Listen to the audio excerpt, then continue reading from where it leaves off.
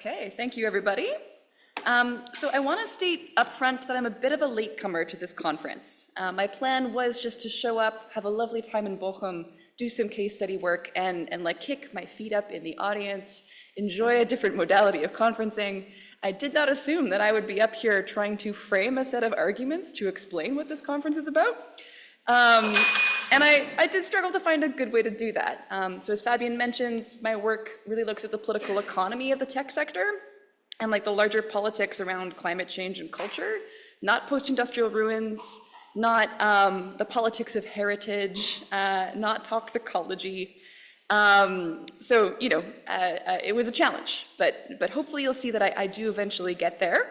But the process is going to be a little bit meandering. It is going to involve a lot of thoughts in progress rather than complete, fully articulated arguments. And I may run a little bit long with limited time for questions. So I have to begin by repeating that frequent apology and excuse. I regret that I did not have time to write a shorter talk.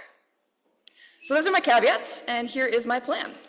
I'm going to start us out with an account of how to study the ruins, hopefully providing some common language, some common problems for our shared conversations to come. I'll also highlight some potential missteps we might make in that work and how hopefully we can avoid some of those. Next, I want to flip the conference script's temporality a little bit and think about current and future infrastructures that will one day become ruins, rather than the ones that we have on hand as such. So I want to stand before those ruins in the spirit of being at the threshold of a site, of a history, but also temporally speaking. They are ruins yet to come. Then I want to bring you into a project I've started that looks at the contemporary AI bubble as an instigator of a lot of future ruins. So for reasons I'll discuss, I think a lot of our data center and energy infrastructures that are being built today around the current AI hype cycle may suddenly end up as stranded assets. So I'm curious about the sort of analytic rewards of reframing this whole set of underdefined technologies from that point of view, looking at what they will become as material and financial ruins, rather than only as objects of like affective promise. And I'm interested in particular using speculative fiction as a way of sort of complementing and extending that analysis. And I'll be sharing some really early results of a collaboration to that end. So let's jump in. Let's start with some negative examples, because it's often quite pleasant to be negative. And also, once upon a time, I was an art historian, and as Estrid mentions, like the material culture of Europe is lousy with these things. So when I sat down to think about ruins, I was just distracted by their abundance in visual culture, and like a range of pictorial traditions that can, I think, offer at times quite unhelpful forms of inquiry. So the history of art has so many pictures of people holding court in bygone temples and fora. Quite often, these images are composite ones. They do not refer back to a specific place or context. Instead, their role is to be a site of fantastical projection. So like looking at this painting in particular, I hope that you notice that like immediately it is a nonsense, right? Why are we philosophizing outside? Why aren't we curious about the fact that this fountain is working while everything else is falling to mess? Like, I'm really quite worried about the structural integrity of that column top. Like, that's a hazard. We should be maybe concerned about those things rather than whatever the folks in togas are up to, perhaps. It's clearly a matter of cosplay. It's a way of solidifying identifications with an idealized past whose value largely depends on the fact that it can't speak too loudly. So it's no coincidence that these images are largely made for tourists, specifically aristocrats who would be traveling through Italy in the midst of the Grand Tour. And we get an even more obvious account of some of these dynamics when we see the invention of the Claude glass. This was an 18th century British invention designed to make landscapes look more like 17th century Italian landscape paintings, obviously those of Claude Lorrain. These devices really are just a piece of convex glass that has like a tint or like a black substrate on the back. This means that you get a beautiful reflection, like a mirror, but one with a reduced tonal range, just sort of adjusting the contrast in the picture. And also the sort of perspective is warped usually around a single focal point. So people often make the comparison to this as a sort of old-timey version of an Instagram filter. They were heavily used by tourists, particularly when the Napoleonic Wars made travel from Britain to Italy hazardous. And also when there was a sort of rising middle class of adventurers and tourists who couldn't afford to do a full grand tour to Italy, and so had to kind of like content themselves with making do with their own countryside. And ruins in Britain happened to be a particularly popular subject to that end, because you could sort of like Italianize the scene. If you squinted, you could sort of get to a Greco-Roman vibe. And so in much the same way that I feel about Instagram filters, I think there's obviously something untrustworthy to this aesthetic project. For one, because you're looking at a mirror, you had to physically position yourself with your back towards the scene that you wanted to see so that you could look at its reflection, which was quite a metaphor. For another, critics at the time theorized and celebrated the sensibility as the picturesque, which here more specifically describes an aesthetic experience where the pleasure of a representation of a scene exceeds that of reality, where the picture is better than the real thing. So really, these are images of aesthetic judgments, of ideals, more than they are actually pictures of ruins. And I think the picturesque sensibility certainly extends into more contemporary practices of picturing ruins. Here I am thinking about that infamous genre of ruin porn, which emerged in the 2010s, most predominantly in photodocumentaries of Detroit, and its sort of worsening built environment after the financial crisis. So this genre is characterized by particularly detailed, long focus photographs of sites of former splendor now come to ruin. There is a particular visual pleasure in a kind of fallen luxury here, a way of marking expenditure. So just as art has a history of communicating status through materials and labor, so too the decay of these things can echo back this like lost sense of glory, even amid a fall. Like there is, after all, like a particularly lurid thrill to seeing something beautiful be destroyed, which is probably why it's got the porn moniker added to it. So that's bad politics. But if we look even closer at these images, I think the genre just has very little to offer us beyond the picturesque. It's uninterested in social relations. These are largely unpeopled landscapes, and there's no accounting for the conditions that push these buildings into decline, or what they might be and do for their community beyond the visual pleasures of the photographer and of the tourist. At times, this genre can also suggest a bit of an anti-humanist, maybe even anti-fascist aesthetic, an account of the world without us, one that's being quickly reclaimed by plants and animals that advance with a speed that sort of seems to unmake history. And again, I'm suspicious of the emptiness of these landscapes, the ways that these pictures sort of suggest a returning terra nullius. They are generally oblivious to the ways that people continue to, indeed have to, live on amid the ruins.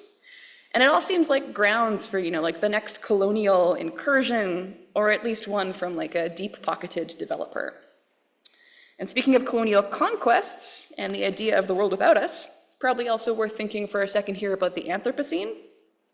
Much ink has been spilt on how like the geologic imaginary of the project necessarily presumes a vantage point of some future scientist, maybe even no longer a human scientist, who's sort of looking back through the fragmentary ruins of human society, through stratigraphic layers of the Earth, in a way that flattens out social difference and ascribes causality to the level of the species. Many critiques, as I'm sure you know, have followed.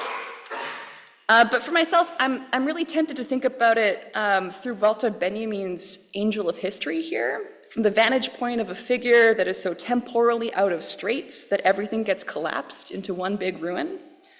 And I understand the ways that like current events can surely feel like this sometimes. And Benjamin was going through a hard time, being blown through some heavy winds with the gathering storms of World War II. There were doubtlessly many ruins piling up around him, yet to come. But there is also undeniably an epistemic flattening to this perspective. Like the angel's all twisted and rushed away by forces beyond its control, unable to face the future, let alone act towards it.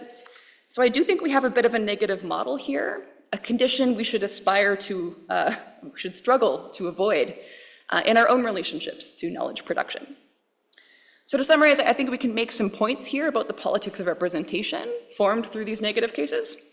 I hope we'll find ways this week to stand before our ruins rather than being blown back away from them, happily facing our backs to them and admiring their partial reflections. So what are some better grounds for our shared conversation? One bet that I'm sure has come to mind, I know it's come to the conference's organizers' attention, is of course Anne Pasek's wildly successful 2015 book, which is a study, among many other things, of matsutake mushroom pictures. And the mushroom seemingly cannot be industrially cultivated. It can only be harvested in the wild, often in areas that have been highly disturbed by wildfires, forestry, or other forms of ecological damage. So it paradoxically thrives in areas of depletion. And this dynamic is paralleled to a large degree in Tsing's account of her informants. In America, at least, the mushroom picker community come from refugee communities, themselves subject to what Tsing presents as a similar form of environmental and social disturbance. So they are precarious subjects working in this blasted landscape of these depleted forests, but still finding forms of multi-species conviviality and survivance in them, largely through systems of salvage. And Tsing calls on us to develop an art of noticing, to better attune ourselves to these relationships, to reframe the sort of aesthetic and sensory worlds of the ruin as a place that's full, not empty, that produces value rather than only represents it, or its destruction, and that is creatively inhabited rather than only consumed in images. And this book's reception has obviously been huge. And like many successful books, it's been read in a lot of ways that are like not as careful as the text itself.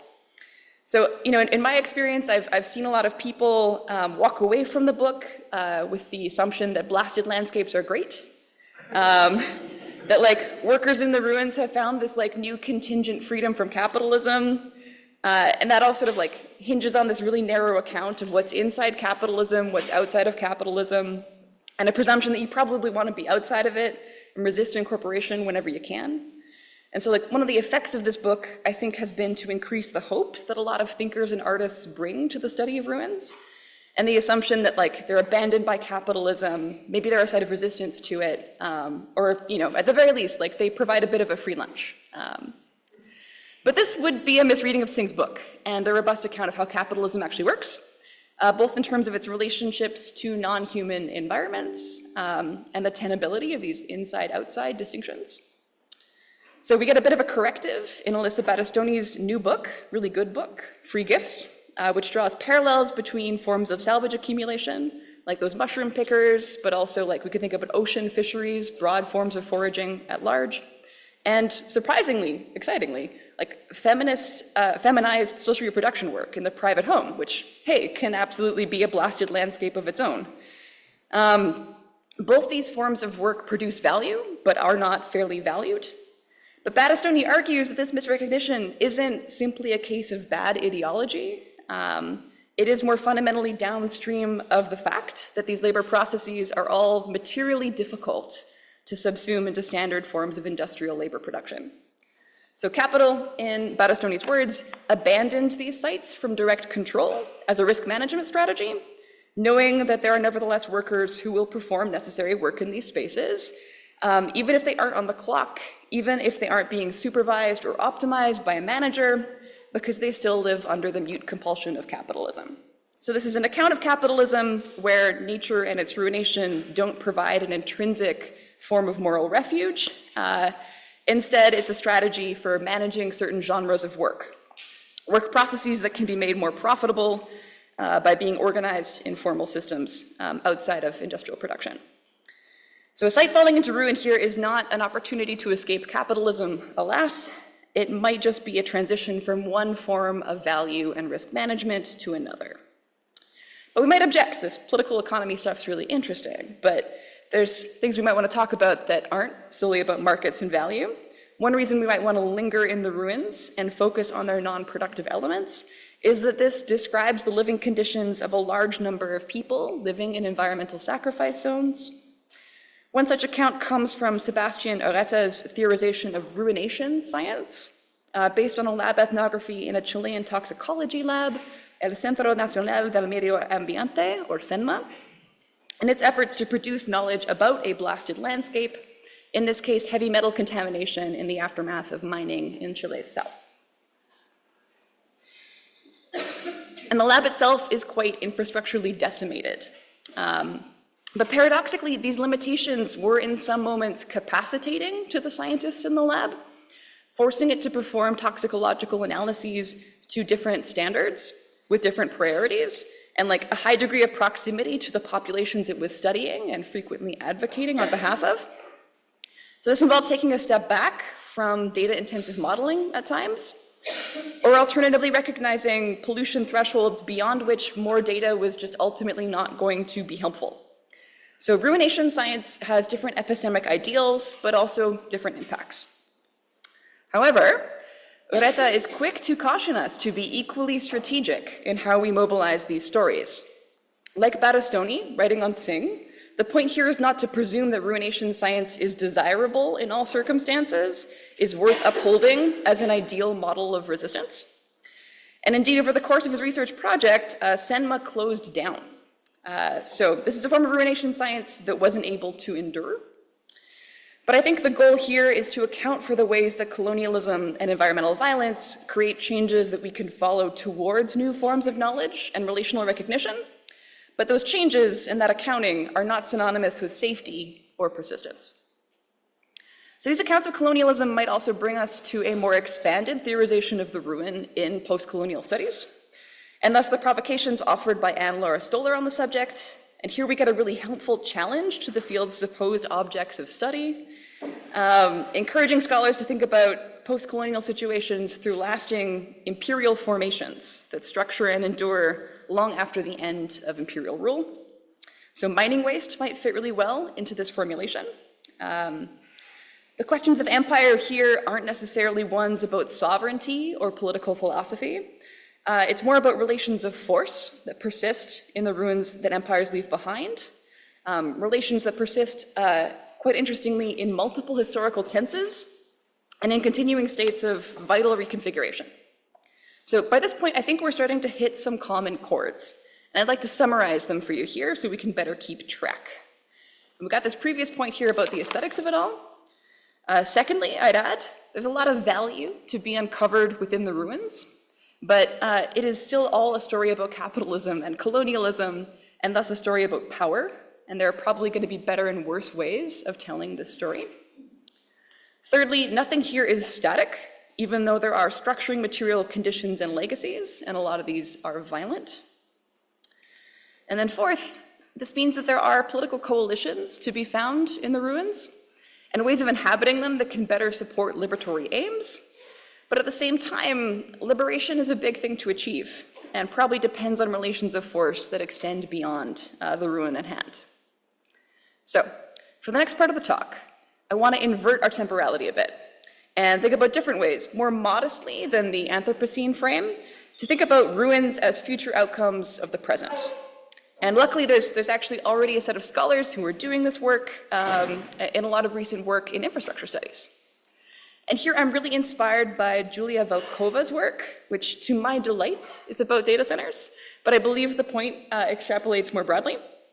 Her research shows how data centers are often surprisingly transient. It's not unusual for a company to set up one in a city for a few years and then just abruptly leave. In the case of HE2, an Equinix co-location facility in Helsinki, this data center lived for 8 years in an underground former military bunker, only to be suddenly decommissioned. So the bunker is now empty again and apparently only occasionally used for music practice. Yet, rather than taking the occasion to sort of give us a story about like ruination, retrofitting, and ruination again, Velkova's aim is to find a way to sort of sing these temporalities together, like she's inspired by Tsing's work on polyphony. And again, extending from our previous scholars of the ruins, we know that they are not static objects, but a formation that distills certain forces, makes certain kinds of value formation possible, and can be mobilized by inhabitants as they negotiate contingent struggles to become something new.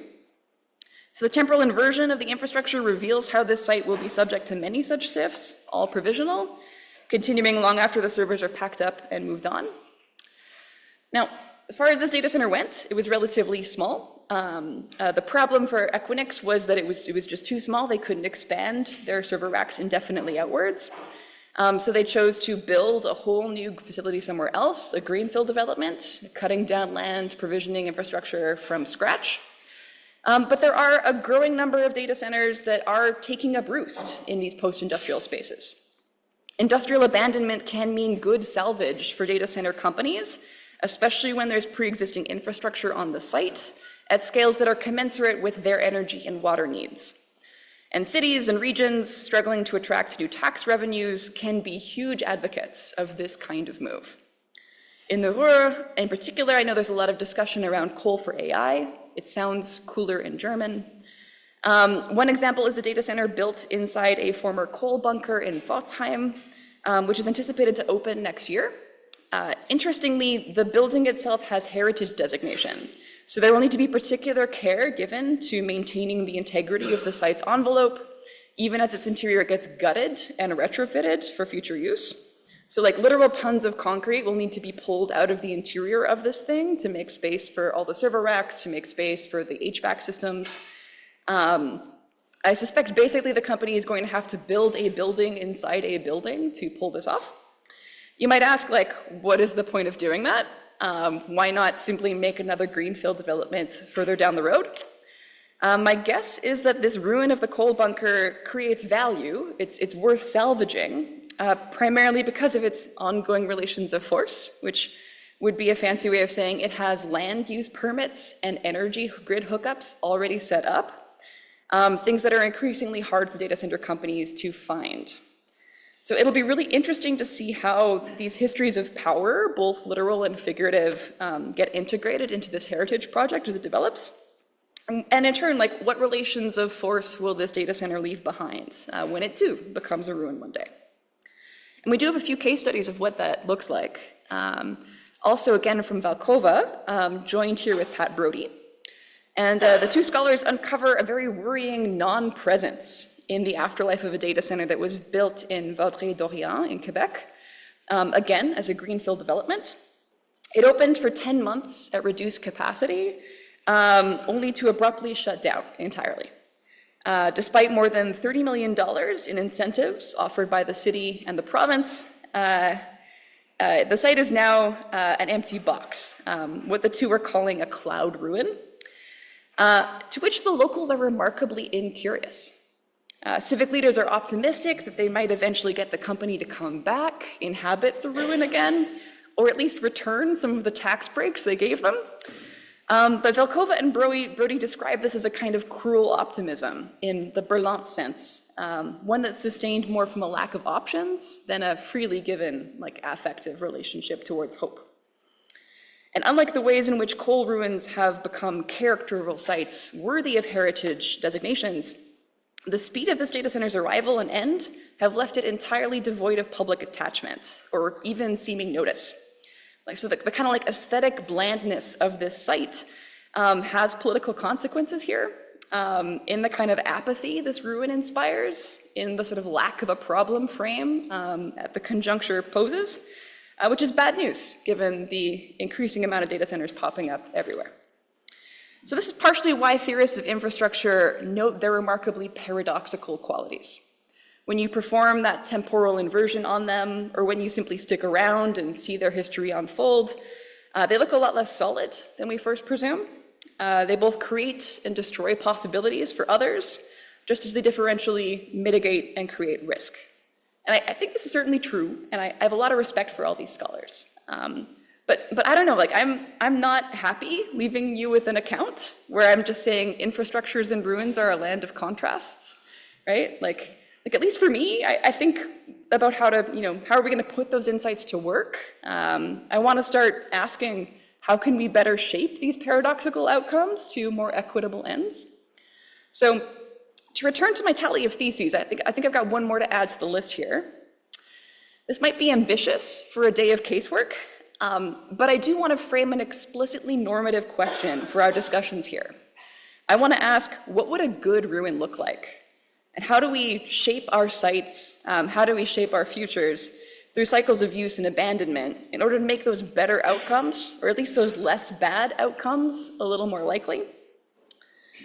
So, with that in mind, I want to take these insights forward into a project I've been developing for just a month or so it's very much in progress. So I thank you in advance for any ideas you might have to share afterwards.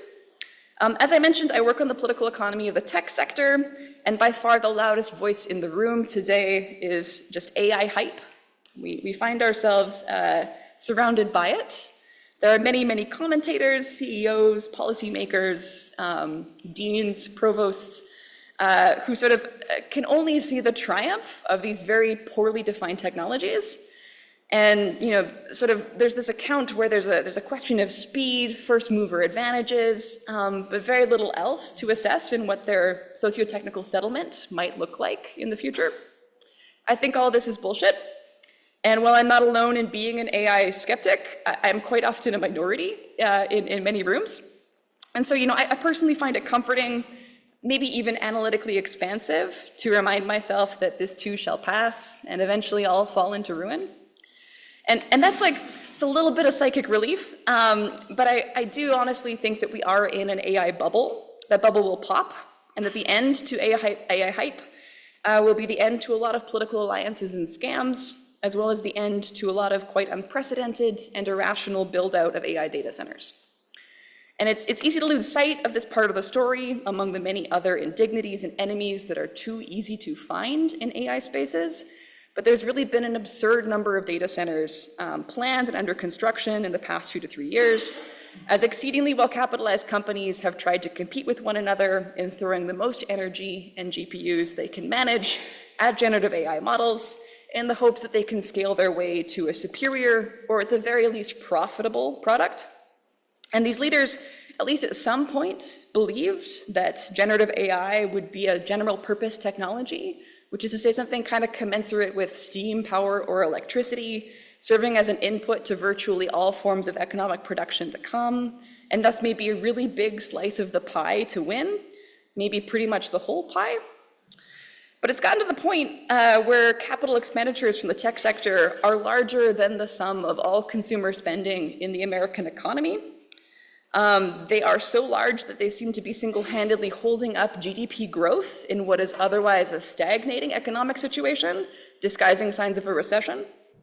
And in 2026, we are on track to see some $600 billion in additional spending on data centers and chips. It's not the least bit clear when or if any of this will become profitable. A report in September estimated that AI firms need to somehow make $800 billion in profit every year by 2030 just to keep even with the cost of these capital expenditures. And that is a sum of money that is as large as all of Amazon's annual revenues, just for scale.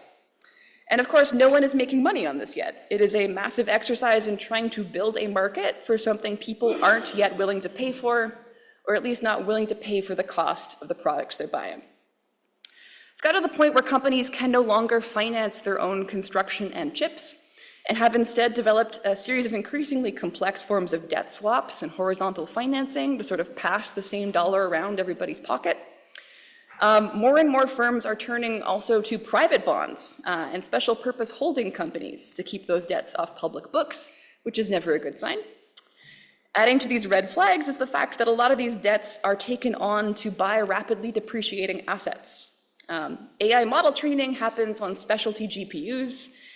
These are designed to run at really high voltages, undergoing considerable material stress, makes them prone to breaking. And it's also the case that new chips are released now every year rather than every other year from NVIDIA. And if scale is your strategy towards building the biggest, best AI, you can't afford to only use last year's chips. So in effect, the working life of a GPU can be as short, some guess, as 2 years. So commentators have referred to these GPUs as digital lettuce, apt to spoil. And it does suggest, just in and of itself, that a functional, even a hypothetically profitable AI data center is going to be one that is constantly ruining and retrofitting and ruining itself. It is living that paradox of infrastructure at a really rapid clip. It is an imperial relation of force on a site, but a site that also extends along global supply chains, mineral mining projects, energy infrastructures, all of which are quite worrying. And globally, it paints a picture of a bubble, soon to pop. So on that note, many draw comparisons with the 2001 telecommunications bubble we saw in the States. This bubble came from misplaced optimism in the rate of growth for digital services, including the frequently quoted but ultimately incorrect statistic that internet traffic was doubling every 90 days. The tech sector loves a story about doubling. This led to a range of companies investing more than $500 billion in expanding wireless and fiber optic networks, mostly financed with debt. A lot of that finance came from the manufacturers of telecommunications equipment, because it looks good if your customers use your own money to buy your own product, right? Like that's still gonna be favorable in the accounting of it for you. And there was what is by now an uncommon rate of competition among providers in the sector, with many different companies competing with one another to burn cheap cash on rivalrous infrastructures. But when these companies couldn't attract enough new customers to service their debts, and when there were a few high-profile fraud revelations, the bubble popped and the dance had to stop. Over $1.4 trillion in valuation was destroyed, over 400,000 jobs were lost, in what's been called a case of market ruin. Still, in the grand scheme of things, this was a relatively mild recession, one that was still relatively contained because the rate of individual households participating in the stock market was much smaller than what it's since gone on to become. This recession only lasted a year, and a lot of businesses did grow out of these ruins. Larger players were able to buy abandoned cable systems at bargain prices in bankruptcy auctions, which brought the price of data transmission to record lows. This led to the development of cloud computing as a business strategy, because it meant that you could just put your compute wherever there was cheap land and energy, which again made it all rather cheaper. And so in turn, this helped shape the tech monopoly system that we see in the sector today, with cloud players really heavily represented in the so-called Magnificent Seven. So all in all, this market ruin, this crash, was a case of wealth transfer. Those that lent money to the initial first wave of telecommunication companies only recovered about 20% of their loans, but the losses that they incurred subsidized the next generation of actors who could put those stranded assets to use. However, conditions in today's bubble are notably different. There's the aforementioned digital lettuce problem that I mentioned, and our financial system is much, much less sectorally firewalled than it used to be. Large tech companies, all of whom have extended themselves in building AI infrastructures, now make up more than a third of the S&P 500, which is basically synonymous with the stock market. This means that private investors, and also a great many pension funds, are exposed to a lot of risk. This is especially true for investors that have tried to maximize the ESG qualities of their investments, because tech stock is often taken to be synonymous with like green or environmental stock, especially for people who are divesting their assets from fossil fuels. And once again, none of these companies are turning a profit on AI, while rising inference and scaling complexities means that they must continuously spend more in order to keep up with the terms of the AI race as it's been set. OpenAI is projected to run out of money next year. I think that will be immensely consequential. Today we found out that they are shutting down Sora, their generative video platform, because it is too expensive. These are all grim signs, and I think that they lead to immensely consequential financial ends. So what happens if or when the bubble pops? I can really only here speak in very general terms. There will be shocks. There will be layoffs. Previously subsidized infrastructures will suddenly need to be priced correctly or sold at fire sale prices. Services may limp along for a while, only to shut down. Power bills won't obviously always get paid. The energy infrastructures that helped build out the AI boom, and these are predominantly methane gas plants, they will all need to find new use cases for their surplus power, likely at very subsidized low prices. This will impact our green energy transition, and grids in general will struggle to adjust to this rapid swing in load demand. Political alliances between the tech sector and state governments may collapse, and with them, perhaps pillars of legitimacy and support those governments have enjoyed. This doesn't mean the end of all AI technology forever. The field's been through summers and winters, etc. There's also plenty of smaller LLMs around, like DeepSeek, that you can run locally. But a big bubble pop here would represent a profound shift in the assumptions and timescales of industrial automation, of enterprise knowledge work, and maybe even geopolitical strategy. People who depend on these tools will need to confront new gaps in their cognitive abilities and relationships. And the effects on retirement and pension funds could be quite profound.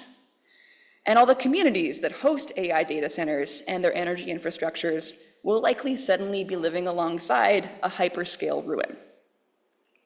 These are all obviously political issues, but I think they also have an aesthetic layer to them. They present that problem of how to represent and respond at the same time to a crisis.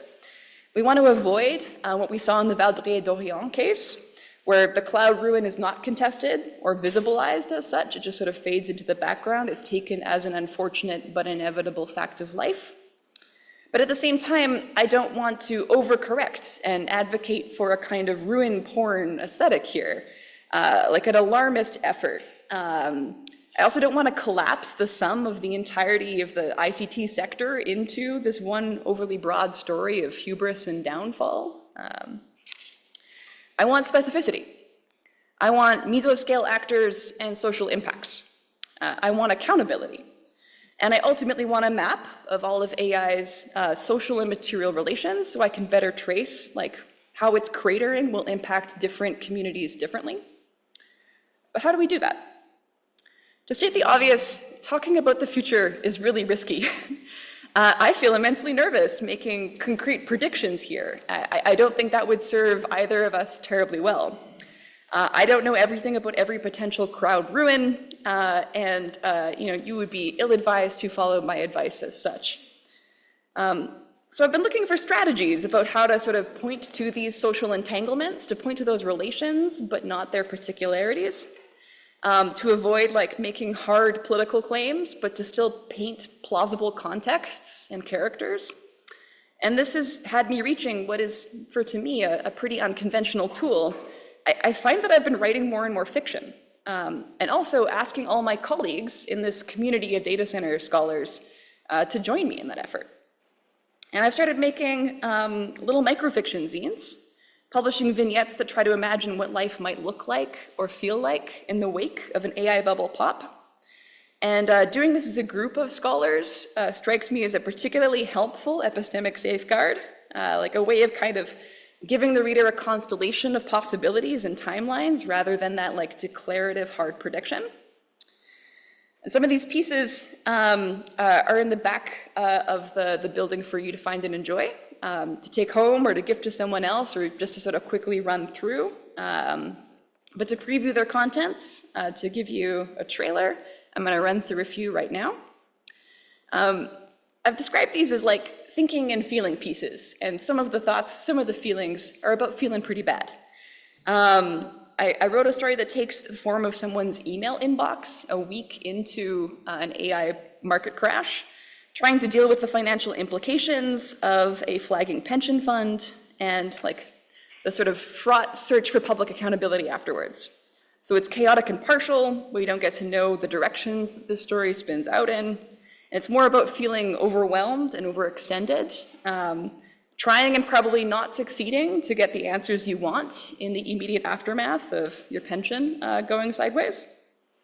There's also a similar overview story that takes place in a Reddit forum, inspired by r/AI relationships, which is a real community for people who have meaningful relationships with a chatbot partner. And of course, when the bubble pops and compute becomes expensive, I think it's likely that a lot of these partners will die when services go offline, or become reconfigured, become less than, or alternatively suddenly become prohibitively expensive. So r/AI relationships isn't an incel community, although there are a lot of incels who promote AI relationships. And so there's sort of continuity here tied up with like lots of forms of online radicalization and gender extremism. And that all seems to me like a very important powder keg for us to watch. So I was trying to imagine like a credible outcome here that wasn't just random misogynistic violence, which happens in a lot of incel communities. And so instead I came up with the idea of like a disaffected actor trying to take down Elon Musk's data center in retribution for the dead AI girlfriend. So maybe we have a case here of ruins begetting more ruins. That itself is a familiar enough story. We do get a slightly more optimistic account in a piece by Naomi Okabe, who's a PhD student at Queen's University in Canada. Her work focuses on like a broader constituency of people who have like deep attachments to a variety of AI systems and who profoundly mourn their sudden degradation and withdrawal. This poses a real social problem. How do you reintegrate people into more human networks of support and care? How do you reskill workers that have lost a lot of their independent functions? What do you do when your avatar of a dead loved one dies again? One idea in this short piece is that many sites in the world decide to host mass funerals in order to sort of publicly organize and recognize a shared experience of grief, which I think is really interesting. I also sort of like wonder if there's a hint of ruination science here, right? Of sort of learning to build new relationships and knowledge forms in the aftermath of losing your previous capacities. But what happens to the data centers themselves? The story Lost Heat presents a scenario of a small city in the north of the global north, so maybe Canada or Scandinavia, that discovers that it was a bad idea to integrate their local hyperscaler into their district heating system without enough redundancies. And when the bubble bursts, they struggle to keep warm. This provokes a bit of salvage work on the part of the community that occupies the data center and tries to start it back up, while they work on retrofitting their heat system. And there's like a real struggle here to try to find value in these chips after the bubble pops. It makes most uses of GPUs uneconomical, including crypto. So the town increasingly comes to strip the facility for gold and copper components while they wait for the end of winter. Looking on longer time horizons, and with like, frankly, more militant hope than I've been able to muster so far, there's a really interesting project by Josh Lapowski, who's a geographer in Memorial University in Newfoundland.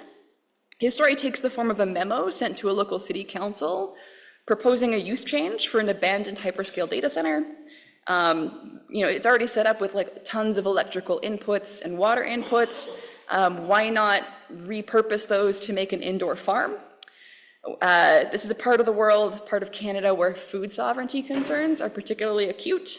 So Josh, quite affably here is sort of imagining how those imperial relations of force could be turned to less imperial ends. And the fact that there's a blimp involved just makes me really happy.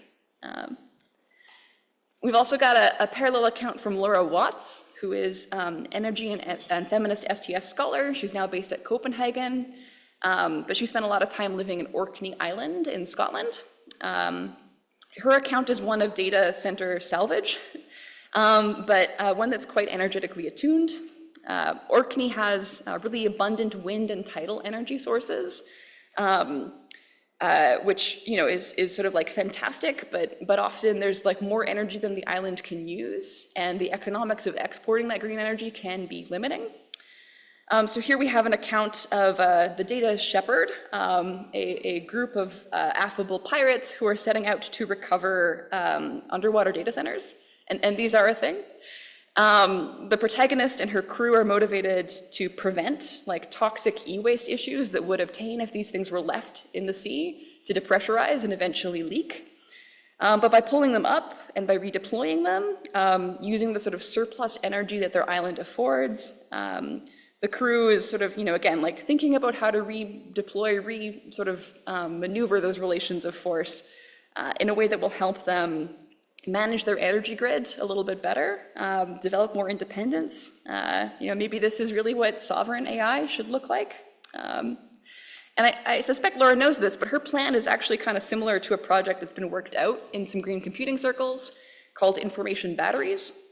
The idea there is that you get a bunch of racks together that do energy-intensive computational work, but you schedule that work to only turn on when there's an abundance of green energy on the grid that otherwise would get curtailed. If that computational work was going to happen anyways, then by flexibly dispatching it to these special hours of the day is a way of sort of virtually storing electricity, of like moving it from one point in time to another. And there's not currently a market for this kind of thing, but it might be one way to repurpose some of the less breakable GPUs, or maybe ones acquired at bargain prices, hired out to compute users that are now, in the wake of a bubble pop, much less hurried about when and how often they can schedule model training, which is interesting. Also, thinking about how past market ruins beget new market opportunities is Stephen Gonzalez Montserrat, an anthropologist who's now based in Frankfurt. He is a legit speculative fiction writer. Like he's the real deal, often writing under the pen name E.G. Conde. And his short story Subsistence, which is published in Issues in Science and Technology, follows like an intrepid pair of data center technicians doing gumshoe detective work. They've got a mystery to solve in a world that is shaped by a sort of uneven arrival of AI. And the sort of patchiness of that economic trajectory frees up a lot of cheap GPUs. Those GPUs get used by a rising generative VR industry. His new piece, So You Want to See a Mammoth, is a vignette set in the same world in which another tech worker is at work, wants to slack off, but discovers that like there's this new finite energy credit system that is getting in the way of her ambitions. So both pieces hint at the ways that current AI governance challenges persist in this VR-laden future. In one case, through the twist ending of the detective story, and in the other, in this like additional set of frictions that tax regimes and energy credits add to the pursuit of pleasure through VR. Degrowth, it seems, might not yet be on the table, but through these policy reform measures, through sort of concerns about rising VR addiction, there are hints people might be heading in that direction. And then finally, Trent Wintermeyer, a PhD student at the University of Texas in Austin, has contributed a piece that maybe leans more towards magical realism in genre. It's told from the perspective of fossil gas infrastructures that are suddenly underutilized when a cohort of data centers go offline. So pipes literally rise up from the earth, out of the ground in a way that's a little ambiguous. You know, like, is this just like a question of depressurization, or is there kind of like a chthonic animacy going on here?